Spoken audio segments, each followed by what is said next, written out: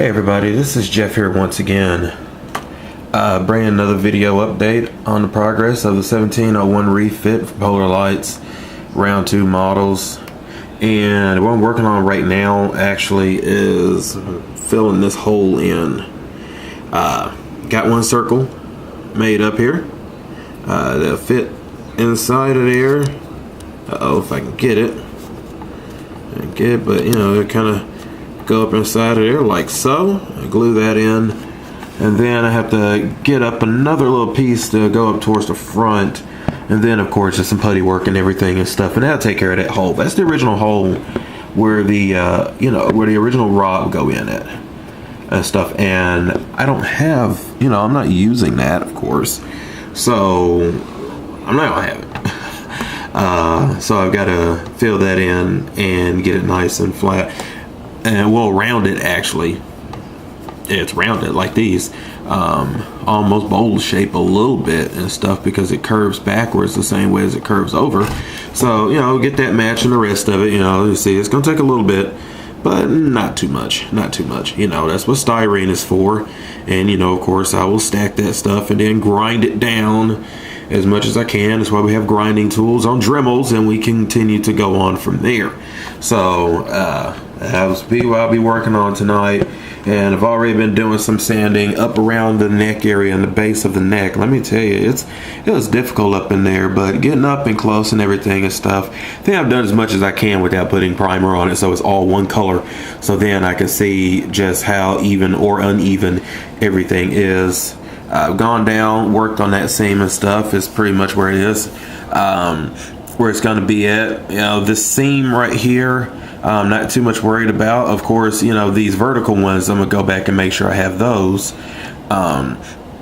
But as far as this horizontal one goes, right down here at the base of the strong back, I'm not worried about that too much, because it's going to, that's where the strong back paintwork is, or decal. Knowing this ship, probably decal, not sure. I'm gaining experience with builds, but I'm not just awesome just yet. Working on it though, slowly and surely, because I love to build and sell these for folks.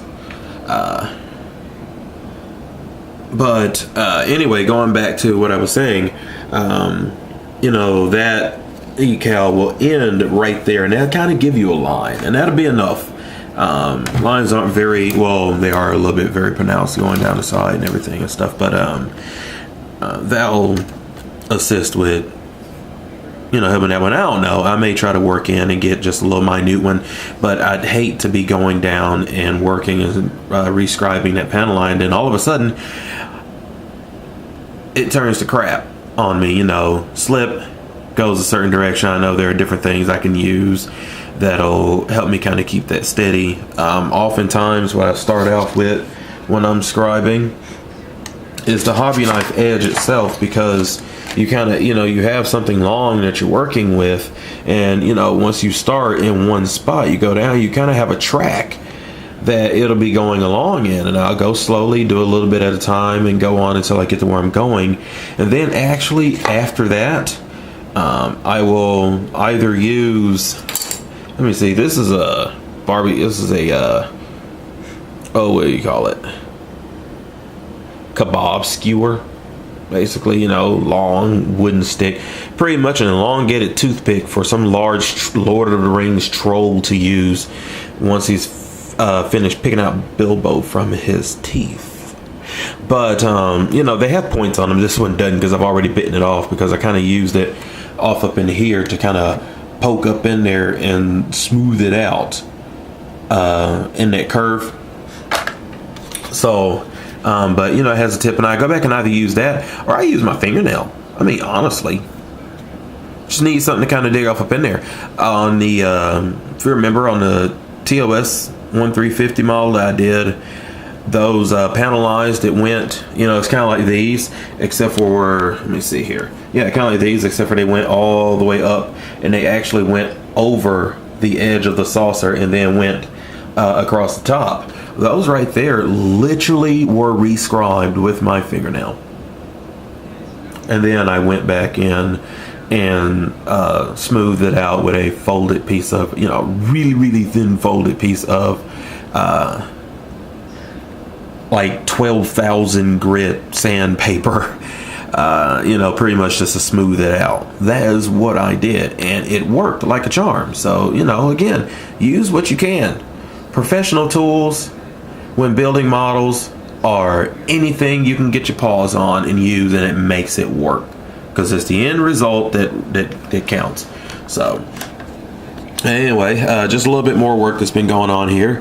So you can see here I've added a little bit of triangular styrene to the front, well, to the front right here on the planetary sensor dome, and there's my plan here next to go around to all of them.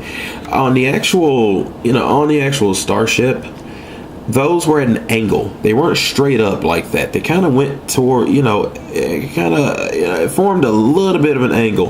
The bottom of them is supposed to form a little bit of a circular pattern, kind of matching right here around the actual dome, where the spotlight parts are at. That right there won't be getting done, but at least the angles will. I mean, you know, I don't know. It possibly could, but I doubt very seriously, and that's mainly because it would be just like so small that it wouldn't make too much of a difference. And of course, you can't sand it and make it a little bit rounded, because these, you know, louvered vents down here at the bottom around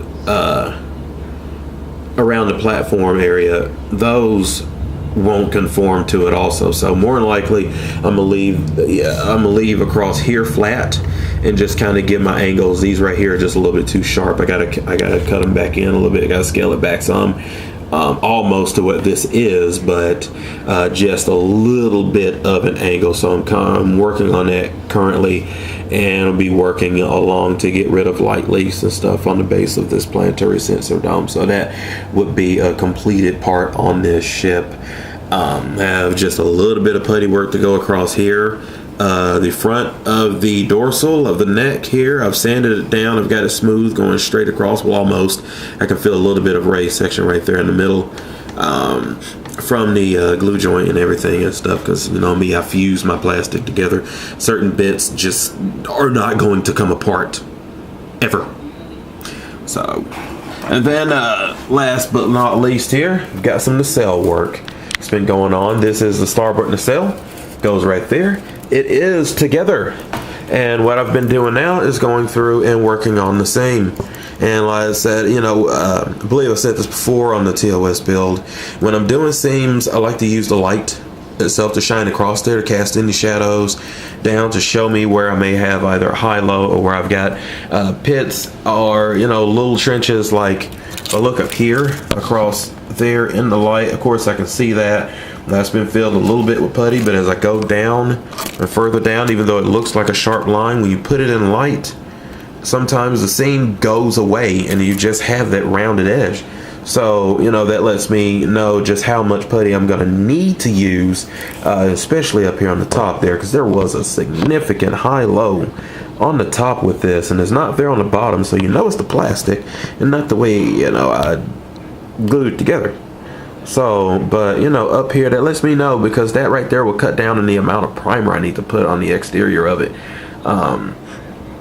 So, but, you know, that's what I've been using, and when it's going across, and it's going across smooth, I'm not seeing any shadows. There's a little bit of one right there, but, you know, that lets me know, hey, that's gonna be pretty good.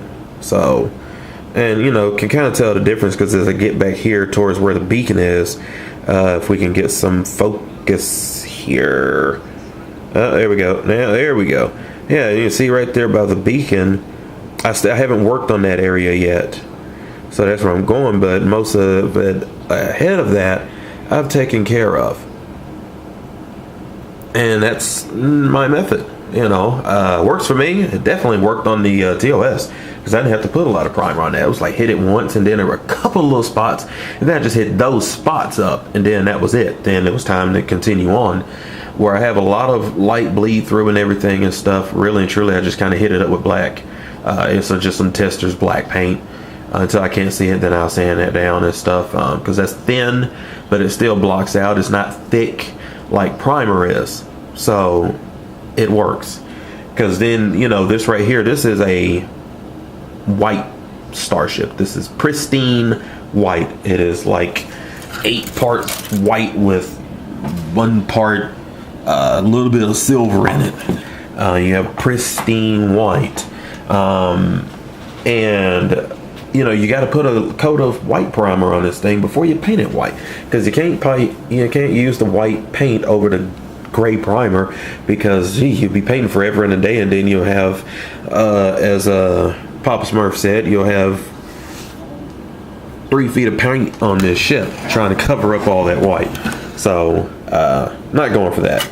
But you know, I'm almost done though with seam work on this kit. The engineering hull, the secondary hull here, and you know, around the pylons and everything, especially down here where you have those significant gaps and stuff, you know, even with the work trying to get rid of them beforehand, sometimes some of them are still there.